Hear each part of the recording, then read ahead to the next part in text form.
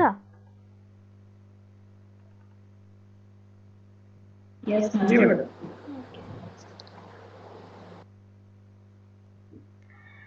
ये है, हम लोग योग बीज स्टार्ट करने वाले हैं। सबसे पहले हठ योगी ग्रंथ का जो बुक्स हम लोग रीड करेंगे, ये सारे बुक्स यहाँ पे देख रहे हैं, एक एक करके इन सारे बुक को पढ़ना है। कुछ मैं पढ़ाऊंगी, कुछ अलग टीचर पढ़ाएंगे। तो आज हम ये ग्रंथ जो योग बीज दिख रहा है आपको, ये स्टार्ट करने जा रहे हैं। सबसे पहला ग्रंथ योग बीज एक छोटा सा ग्रंथ है जिसको हम लोग पढ़ेंगे। और जितने भी हठ योगी ग्रंथ हैं उन सब में हठ योग के बारे में, आसन, प्राणायाम, मुद्रा, बंध आदि के बारे में बताया गया है। किस प्रकार से हठ योग के माध्यम से राजयोग की प्राप्ति की जाती है, ये हम लोग इस ग्रंथ में पढ़ेंगे। आप लोगों ने सिलेबस तो देखा है ना, या सिलेबस एक बार मैं दिखा दूं पहले?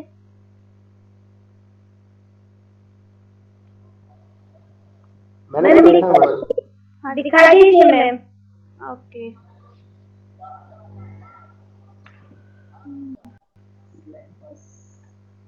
दिख रहा सिलेबस? यूनिट 5 हठ योग के ग्रंथ। इसमें क्या क्या पढ़ना है? तो हठ योग और हठ योग के ग्रंथों का परिचय पढ़ना है। जो जितने भी हठ योग हैं उसका परिचय पढ़ेंगे। आप लोग बहुत सारे ग्रंथों से मिले भी होंगे, पढ़े भी होंगे, अध्ययन किया होगा आप लोगों ने। उन्हीं ग्रंथों को थोड़ा विस्तार से उसके मेन पॉइंट को पढ़ते हुए हम लोग आगे पढ़ेंगे। जिसमें कौन कौन से ग्रंथ है? योग बीज, गोरख संहिता, शिव संहिता, वशिष्ठ संहिता, सिद्ध सिद्धांत पद्धति, हठ प्रदीपिका, घेरण संहिता, हठ रत्नावली। अब इसमें क्या क्या पढ़ना है जो हम लोग देखेंगे। और क्यों सिलेबस में पहले बता रही हूँ, क्योंकि यदि आप लोग सिलेबस आप लोग जरूर, चाहे फर्स्ट पेपर पढ़े या सेकंड पेपर पढ़े, सिलेबस को एक बार जरूर पढ़े, क्योंकि बहुत सारी चीज़ें हमें सिलेबस से ही क्लियर हो जाती है। सिलेबस याद होता है तो ऐसा कहा जाता है कि हमें 30% अपना सिलेबस कवर हो गया, 70% पढ़ने की ज़रूरत होती है। तो सबसे पहले सिलेबस पढ़ते हैं। तो इसमें हठ योग का उद्देश्य है सबसे पहले कि क्यों हठ योग को हम पढ़ें, इसका उद्देश्य क्या है, इसके बारे में पढ़ना है। हठ योग से संबंधित जितनी भी भ्रामक धारणाएं हैं, मतलब जो इधर उधर के विचार आ जाते हैं कि किस दिशा की ओर बैठ के करना चाहिए, किस में करने से हमारा स्वास्थ्य अच्छा होता है, हम मेंटली अच्छे होते हैं, जो आश्रम की बात की गई है, भोजन की बात की गई है, उसमें बहुत सारी धारणाएं हैं अलग अलग, उसको दूर करने के लिए पढ़ेंगे। हठ योग की पूर्वापेक्षाएं। पूर्वापेक्षाएं मीन्स हठ योग करने से पूर्व क्या क्या करना चाहिए। तो वो क्या है? यम और नियम, जो बेसिक है, जो अष्टांग योग में महर्षि पतंजलि ने भी बताया है। उसमें जो दो पहला अंग है, ऐसे हम लोग क्या पढ़ते हैं? 5 यम और 5 नियम। लेकिन यहाँ पे हठ योग में हम लोग 10 यम और 10 नियम पढ़ेंगे।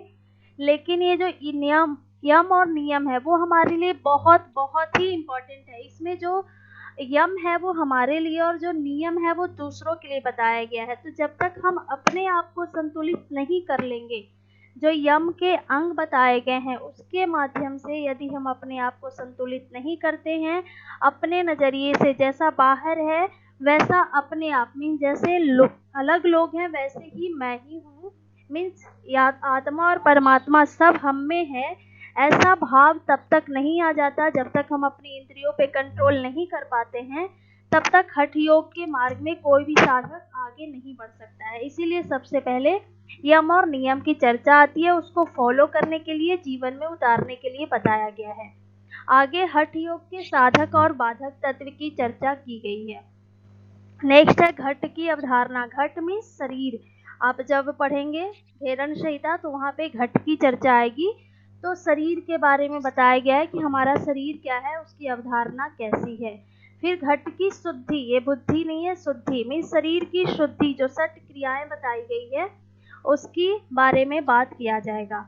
नेक्स्ट है हठ योग में शोधन। ये भी गलत है, मिसप्रिंट है। हठ योग में शोधन क्रियाओं की अवधारणा, जो हठ योग है उसमें जो शोधन क्रिया, 6 क्रिया बताई गई है उसके बारे में पढ़ेंगे विस्तार से। उसका महत्व क्या है, हमारे हेल्थ में और रोग में किस प्रकार ये शोधन क्रियाओं का महत्व है, कैसे ये रक्षा करता है, इसके बारे में पढ़ेंगे। मठ की अवधारणा मीन्स आश्रम के बारे में, जो आश्रम है उसके बारे में बताया जाएगा कि किस जगह पे, कैसी जगह पे हमें योग का अभ्यास करना चाहिए। हठ योग के साधकों द्वारा पालन किए जाने वाले नियम और विनियम। कौन कौन से नियम हैं जो हठ योग के साधक को मानना चाहिए, और सभी लोग अपना माइक म्यूट रखें। कौन कौन से नियम है उसे पालन करना चाहिए, ये बताया गया है। इसके आगे हठ योग के ग्रंथों में जो आसन है, कहीं पे 15 आसन बताए गए हैं, कहीं पे 32, कहीं पे 4, कहीं पे 10। तो कौन से ग्रंथ में कितने आसन बताए गए हैं, उन आसनों की विधि क्या है, उनके लाभ क्या है, उसकी सावधानियां क्या है, इसके बारे में पढ़ेंगे।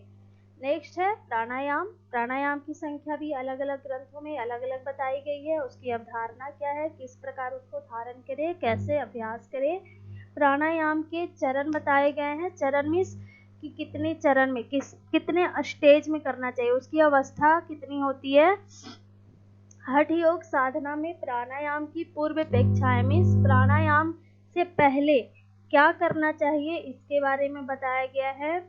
हम पढ़ेंगे हठ प्रदीपिका, घेरन संहिता, शिव संहिता और वशिष्ठ संहिता में वर्णित प्राणायाम, प्राणायाम के लाभ, सावधानियां और प्रतिकूलात्मक निर्देश, इनके बारे में पढ़ेंगे। कभी कभी ऐसा भी होगा इन ग्रंथों को पढ़ते हुए कि आप लोगों को लगेगा कि सारे ग्रंथ तो एक ही हैं, फिर हम अलग अलग क्यों पढ़ रहे हैं। लेकिन वहीं जो डिफरेंसेस है छोटी छोटी, उसको पकड़ना है हमें, और उसको पढ़ना है, और उसको नोट डाउन करना है अपने नोटबुक में, उसको हाईलाइट करते हुए चलना है, क्योंकि वहीं से क्वेश्चन बनते हैं जो अलग हैं सारे ग्रंथों में। सारे ग्रंथों में सेम चीज़ है, सेम टॉपिक होगा, जो अलग है उसको हम लोग ढूंढते हुए चलेंगे, अपने नोट कॉपी में नोट करते हुए चलेंगे। नेक्स्ट है बंध मुद्रा और अन्य अभ्यास। इसके अलावा जो अभ्यास बताए गए हैं, इनकी अवधारणा और परिभाषा कि क्या होता है। इसके अलावा हठ प्रदीपिका, रत्नावली, घेरन संहिता, बाकी के ग्रंथों में बंध और मुद्रा की परिभाषा क्या दिया गया है, उसका लाभ क्या है, सावधानियां क्या है, और क्या क्या निषेध करने के लिए, मतलब क्या क्या नहीं करने के लिए बताया गया है, ऐसे निर्देश दिए जाएंगे। नेक्स्ट है घेरन संहिता में प्रत्याहार और ध्यान की अवधारणा। जो प्रत्याहार है, इंद्रियों को अपने वश में करना है, और किस प्रकार से करना है, इसके बारे में बताया गया है। 3 प्रकार के ध्यान की चर्चा आएगी, उसका परिभाषा, लाभ, विधि, कौन श्रेष्ठ है, इसके बारे में पढ़ेंगे। हठ प्रदीपिका में नाद और नादानुसंधान की अवधारणा और लाभ। जो हठ प्रदीपिका में नाद है, और जो अलग चैप्टर वहाँ पे जोड़ा गया है नादानुसंधान, उसकी अवधारणा को पढ़ेंगे, उसके लाभ को पढ़ेंगे। नादानुसंधान की 4 अवस्था बताई गई है, और जो हठ योग और राजयोग में संबंध है, जो रिलेशन है, उसको पढ़ेंगे। हठ योग के उद्देश्य, हठ योग की समसामयिक उपादेयता मीन्स अभी वर्तमान के समय में हठ योग की क्या उपयोगिता है, हम क्यों हठ योग को पढ़ रहे हैं, उसके बारे में पढ़ेंगे। तो अभी जितने भी अभ्यास हम करते हैं वो क्या करते हैं, हठ योग के तो अभ्यास करते हैं, लेकिन उसको हम सिर्फ फिजिकली रूप में करते हैं कि फिजिकल रूप में कैसे करते हैं और वो किस प्रकार फायदा पहुंचाता है।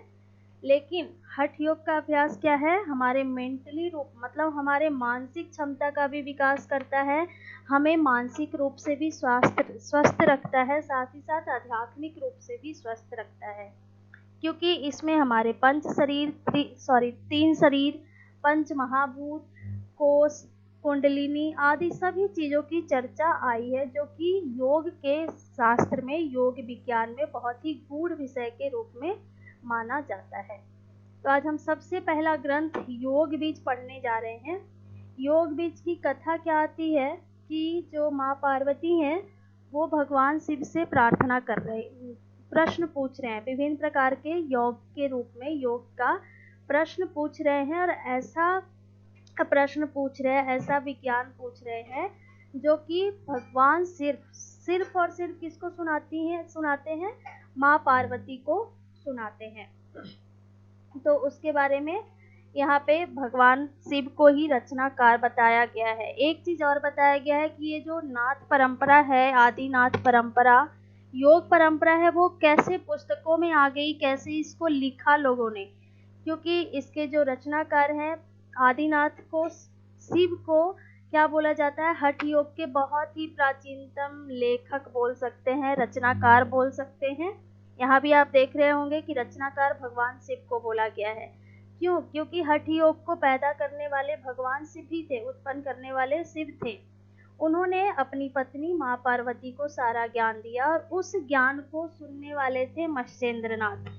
उन्होंने सुन लिया था उनकी बातों को, और उनकी बात जो मत्स्येंद्रनाथ थे वो उन्होंने अपने शिष्य गोरक्षनाथ को बताया, और धीरे धीरे अलग अलग लोगों में बंटता चला गया, और इस प्रकार से हठ योग का विकास हुआ। इसको अलग अलग लोगों ने, अलग अलग टीकाकारों ने अलग अलग प्रकार से हठ योग पुस्तकों के ग्रंथों की रचना कर डाली।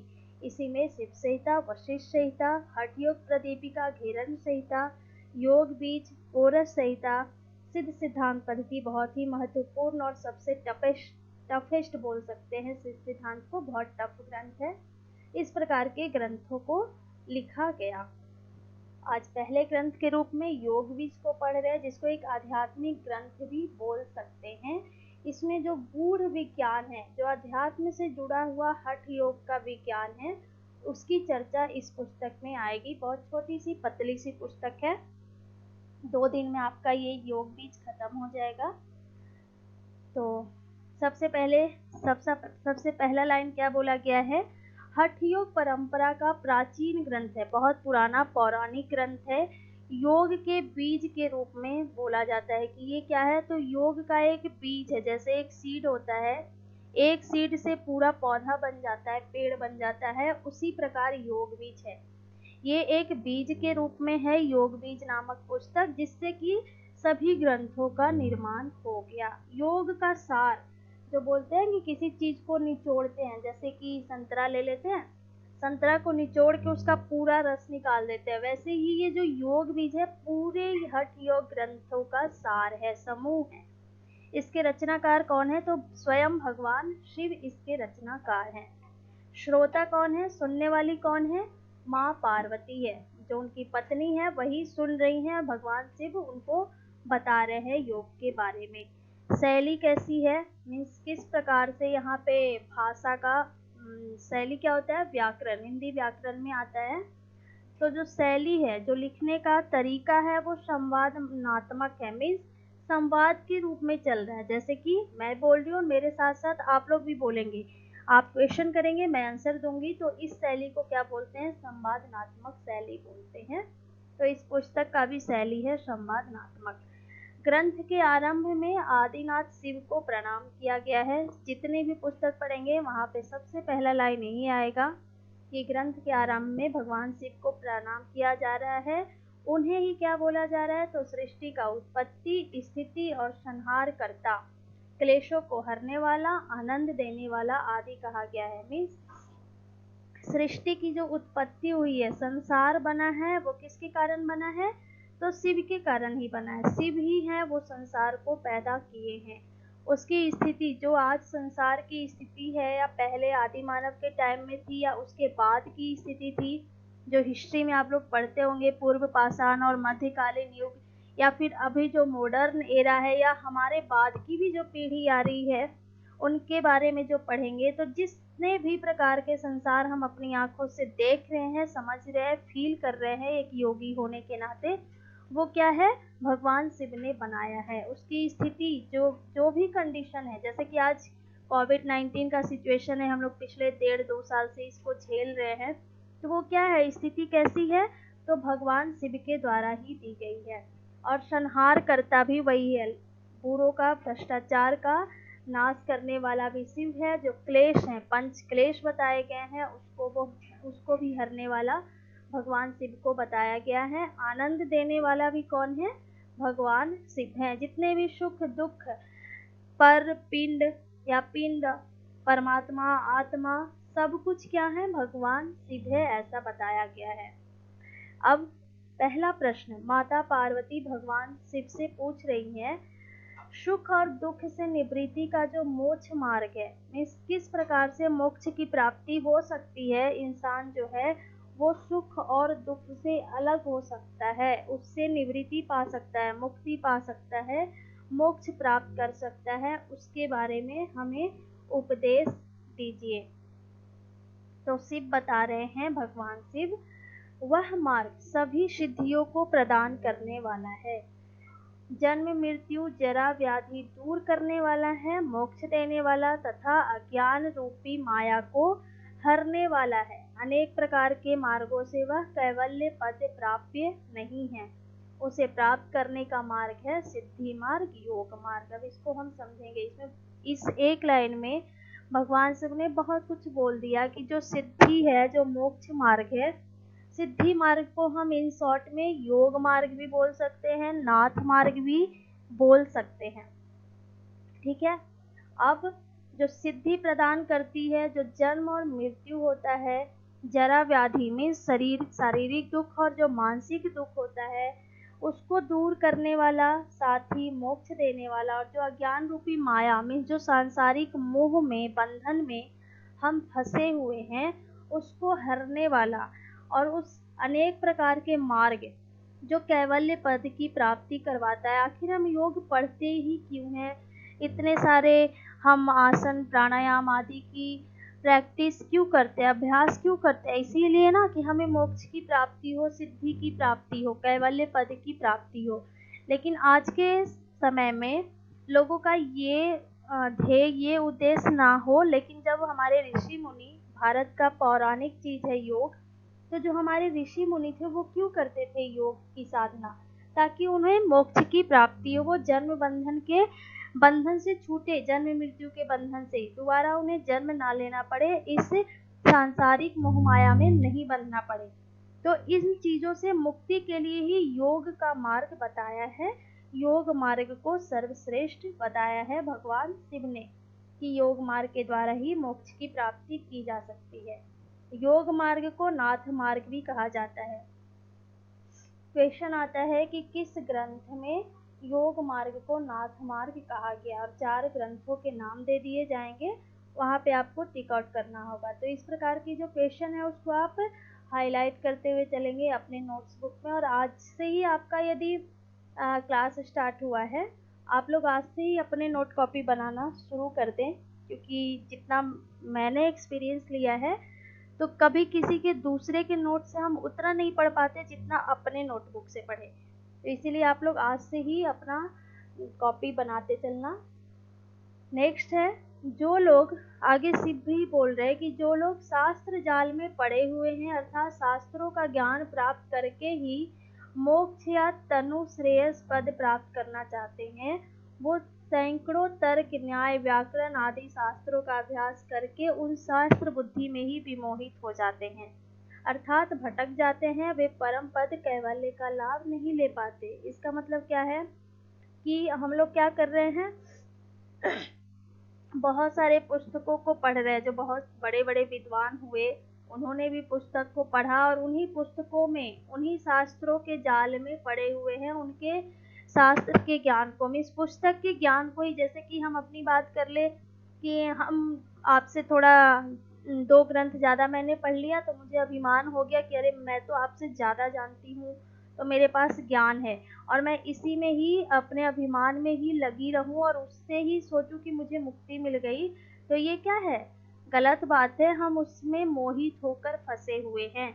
वो कभी भी हमें सिद्धि के मार्ग में नहीं ले जाएगा, कैवल्य के मार्ग में नहीं ले जाएगा। वही भगवान शिव भी यहाँ पे बोल रहे हैं कि यदि हम शास्त्रों के ज्ञान में लगे पड़े हैं, उन्हीं मार्गों में भटक रहे हैं, तो हमारा कुछ नहीं होगा, हमें कैवल्य पद की प्राप्ति नहीं होगी। आगे ईश्वर की विशेषता बताया गया है कि ईश्वर कैसे होते हैं, उनकी विशेषता क्या है। अनिर्वचनीय है, उसके बारे में शास्त्र और देवता भी कोई कथन नहीं कह सकते हैं। मीन्स जो ईश्वर है उसका निर्वाचन नहीं किया जा सकता, उसके बारे में वर्णन नहीं किया जा सकता, कोई विशेषता नहीं दिया जा सकता। उसके बारे में शास्त्र और देवता कोई भी कुछ भी कथन भी नहीं कह सकते हैं। स्वात्म प्रकाश रूप में जो ईश्वर है वो अपने प्रकाश से प्रकाशित होता है। जैसे कि हम क्या बोल देते हैं कि हम मेहनत कर रहे हैं, हमने अपनी सब मेहनत से, अपने परिश्रम से ये होता है, ये हमारा कर्म है, हम करते हैं, तो बोलते हैं कि हम अपने ही प्रकाश से प्रकाशित हो गए, मीन्स अपनी मेहनत से सफलता को पा गए। जरूर अपनी मेहनत से सफलता को पाते हैं, लेकिन उसमें कहीं ना कहीं ईश्वर का हाथ होता है। बगैर ईश्वर के हम कुछ नहीं कर सकते, लेकिन जो ईश्वर है उन्हें किसी चीज़ की ज़रूरत नहीं होती। वो अपने प्रकाश से ही प्रकाशित हो जाते हैं। निष्कल हैं वो, बिना कलंक के हैं, अखंड हैं, उनका खंडन नहीं किया जा सकता। कलाओं से रहित है वो, उनके अंदर कोई भी कला नहीं है। निर्मल है, शांत है। ये सारा चीज़ क्या है? ईश्वर की विशेषता है। सर्वातीत है, मीन्स यहाँ भी है वहाँ भी है, सभी कालों में है, वर्तमान में है, भूत में है, भविष्य में है, सभी दिशाओं में है, चारों तरफ है, आप में भी है और हम में भी है। ऐसी बात यहाँ पे बताई गई है। निरामया में सभी रोगों से रहित हैं, उन उन्हें कभी भी कोई रोग नहीं हो सकता। मूलतः शुक्ल एवं कृष्ण कर्माशयों से परे हैं। अब ये शुक्ल और कृष्ण कर्माशय क्या है? तो ये जो पाप और पुण्य कर्म होते हैं, आप पतंजलि जब पढ़ोगे, पतंजलि योग सूत्र, तो वहां पे पढ़ोगे शुक्ल मीन्स पुण्य कर्म और कृष्ण मीन्स पाप कर्म। तो पुण्य और पाप दोनों कर्मों से भी परे हैं, आगे हैं ईश्वर। किंतु वह परम तत्व आत्मा ही पाप और पुण्यों के फलों से लिप्ता होने पर जीव रूप में जाना जाता है। इसका मतलब क्या हो गया कि जब हम अपने, ऐसा बोला जाता है और ऐसा है भी, कि हमारे अंदर आत्मा है। जब जब वो आत्मा पाप और पुण्य में लिपट जाता है, उसके कर्मों से लिप्त हो जाता है, उस कर्म बंधन में बंध जाता है, तो हम और आप जीव के रूप में जाने जाते हैं, एक शरीरधारी जाने जाते हैं। इसे ही जीव का स्वरूप कहते हैं। जब एक आत्मा पाप और पुण्य से बंध जाता है अपने कर्मों के माध्यम से, तो उसको जीव का स्वरूप कहते हैं। पुनः पार्वती जी पूछते हैं, नित्य स्वरूप वाला परमात्मा जीव भाव को कैसे प्राप्त हो जाता है? मीन्स हमारा जो परमात्मा है, मतलब हमारे अंदर भी ईश्वर है, ईश्वर है, वो नित्य स्वरूप वाले हैं, तो वो कैसे जीव भाव को प्राप्त हो जाता है? मीन्स जो आत्मा है वो कैसे जीव में आ जाता है, कैसे जीव बन जाता है? ऐसा क्वेश्चन पूछ रही है माँ पार्वती। तो शिव कहते हैं, निरंजन परमात्मा में एक स्फुरन जिससे अहंकार प्रकट हुआ। अहंकार के उदय के पश्चात पंच महाभूतों से युक्त पिंड उत्पन्न हुआ, जो 7 धातु और 3 गुण सतरजतम से युक्त है, उसी को हम जीव कहते हैं। यहाँ पे माता पार्वती पूछी कि वो आत्मा तो प्योर था, शुद्ध था, फिर वो कैसे जीव बन गया, उसमें कैसे जीव के गुण आ गए? तो शिव कह रहे हैं कि वो निरंजन है। निरंजन परमात्मा में एक स्फुरन मीन्स उसमें एक बीज का प्रस्फुटन हुआ। जीव में मीन्स उस परमात्मा में, उस आत्मा में एक जीव ने, बीज ने पैदा लिया, उससे अहंकार आ गया उस जीव के अंदर, उस आत्मा के अंदर। उसको ईगो आ गया, घमंड आ गया, अपने ज्ञान का, अपनी बुद्धि का, अपने शरीर का अहंकार हुआ। और उस अहंकार के पश्चात ही पंच महाभूत जो है, अग्नि, पृथ्वी, जल, इन पांचों महाभूत से मिलकर एक पिंड बना। पिंड को किसको बोलते हैं?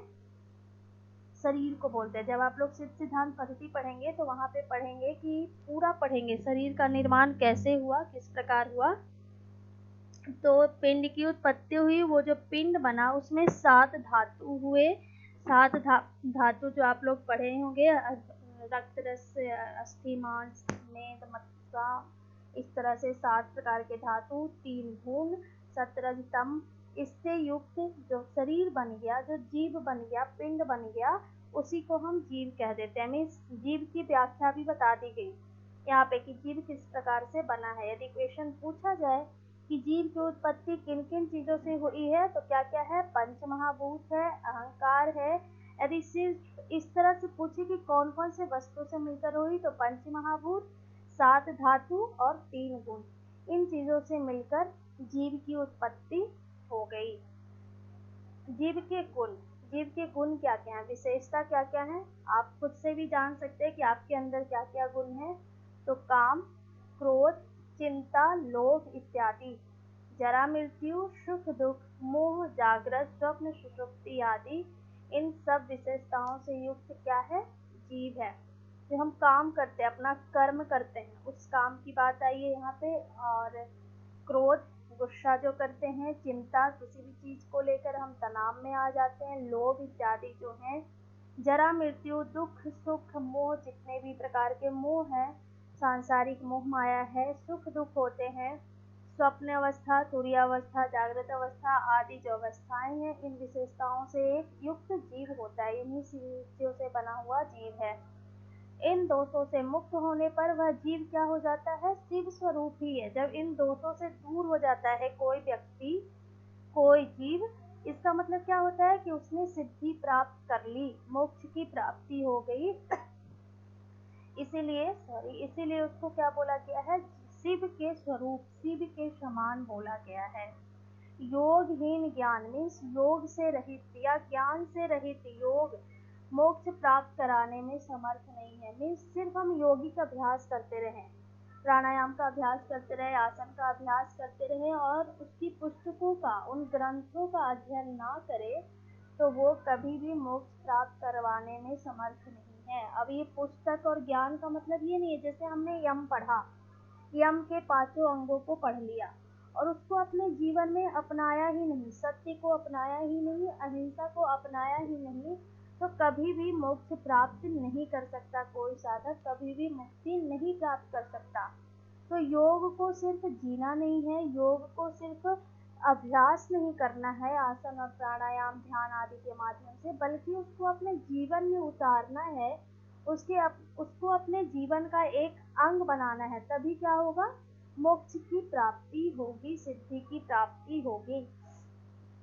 मोक्ष की प्राप्ति के लिए दोनों का आचरण अनिवार्य है। किसका? ज्ञान का और योग का, दोनों को अपने जीवन में अपनाना चाहिए। दोनों एक दूसरे के पूरक हैं। यदि ज्ञान है, योग नहीं है तो, और योग है, ज्ञान नहीं है, तो कभी भी कोई भी जीव मुक्ति प्राप्त करने में समर्थ नहीं होगा। दोनों एक दूसरे के पूरक हैं। अगला क्वेश्चन फिर से पार्वती जी पूछती हैं, हे आदिनाथ शिव, कृपया स्पष्ट शब्दों में बताइए कि जब संसार चक्र माया के प्रपंच से उत्पन्न अज्ञान से ही प्रारंभ होता है और अज्ञान मीन्स अविद्या की निवृत्ति से, दूसरे शब्दों में ज्ञान के द्वारा ही मुक्ति प्राप्त होती है, तो योग की इसमें क्या उपादेयता है और इस स्थिति में योग की साधना की क्या आवश्यकता है? मीन्स बोल रहे कि हमें ज्ञान भी लेना ही है, बिना ज्ञान के मोक्ष की प्राप्ति नहीं होगी। इसके पहले शिव भगवान ने बताया हमें, अभी हमने इस स्लाइड में यही पढ़ा कि ज्ञान भी होना अति आवश्यक है। तो फिर माँ पार्वती पूछ रही है, जब वही चाहिए ही हमें, तो फिर हम जब संसार में किसी का जन्म होता है तो हम जन्म के साथ, कोई भी बच्चा जन्म लेता है तो जन्म के साथ ही कई रिश्तों में बंध कर आता है ना, किसी का भाई, किसी का बहन, किसी का मामा, कुछ भी हो जाता है, या फिर बहुत सारे रिश्ते बन जाते हैं शरीर, जैसे ही धरती पे जन्म होता है तो वो माया के प्रपंच में बंधा हुआ ही आता है। अज्ञान से ही प्रारंभ ही होता है जीवन का। तो फिर इस अविद्या की निवृत्ति के लिए आपने बोला कि ज्ञान होना आवश्यक है, तभी मुक्ति मिल सकती है। तो फिर इसमें योग की आवश्यकता क्या है? योग की साधना क्यों करें हम? क्यों आसन का अभ्यास करें? क्यों प्राणायाम का अभ्यास करें? इसके बारे में आप बताएं। तो शिव कहते हैं, आत्मा को, चलिए आगे पढ़ते हैं। अभी हमने पढ़ा कि पुनः पार्वती जी पूछ रहे हैं कि जब ज्ञान से ही संभव है तो हम योग की साधना क्यों करें। तो इसके लिए भगवान शिव कहते हैं, आत्मा को अपने स्वरूप का जानना ही क्या है? ज्ञान है। मीन्स जब हम आत्मा है उसको अपने स्वरूप, अपने जैसा ही जान ले, वो ज्ञान है। यदि ऐसा मानने से मोक्ष हो जाए तो काम, क्रोध, लोभ, मोह को भी आत्मा का स्वरूप मानना पड़ेगा, जिससे उन सब दोषों को दूर करना व्यर्थ प्रतीत होता है। शिव कहते हैं, निष्कल आत्मा का स्वरूप उत्पत्ति, स्थिति और विनाश से रहित है, इसीलिए बिना योग के देव भी मोक्ष को प्राप्त नहीं कर सकते। मीन्स जो आत्मा है वो, उसको अपने स्वरूप जैसा समझो। मीन्स जैसा हमारा शरीर है वैसा ही आत्मा है, वैसा मानो। और यदि सिर्फ ऐसा, आपकी वॉइस कट रही है। सभी के साथ ऐसा हो रहा है क्या? नहीं, क्लियर है दीदी वॉइस। ओके, आप अपना नेटवर्क चेक कर लीजिए। तो जो आत्मा है उसको अपने स्वरूप जैसा ही मान ले, ऐसा ज्ञान प्राप्त कर ले, तो ऐसा मानने से ही मोक्ष हो जाए।